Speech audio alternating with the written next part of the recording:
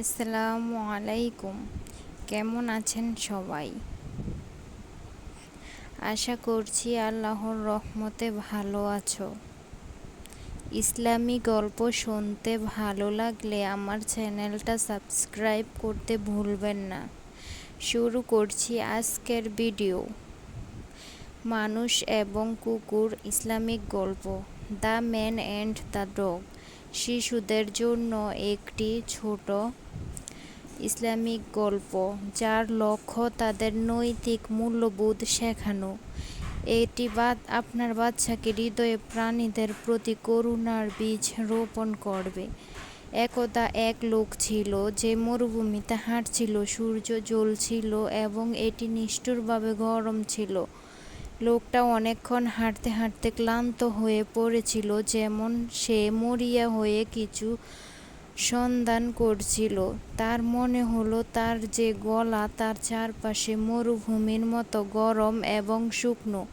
অবশেষে তিনি একটি গভীর জলের কূপ খুঁজে পেলেন, যেখান থেকে তিনি তার তৃষ্ণা নিবারণ করছিলেন। যে তার গলা চুলকানি বন্ধ হয়ে গেছে এবং তার শরীরে শক্তি এসেছে।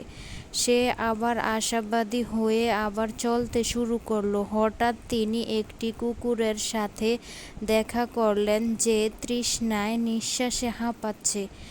লোকটি ছোট কুকুরটির জন্য খুব করুণা অনুভব করেছিল।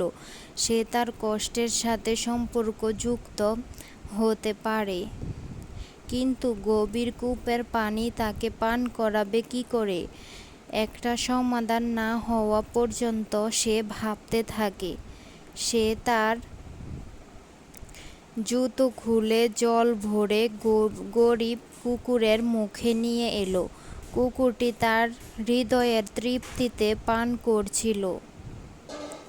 পরে লোকটি মারা গেলে আল্লাহ তার প্রতি করুণা করার সিদ্ধান্ত নেন এবং তাকে বেহেশতে গ্রহণ করেন,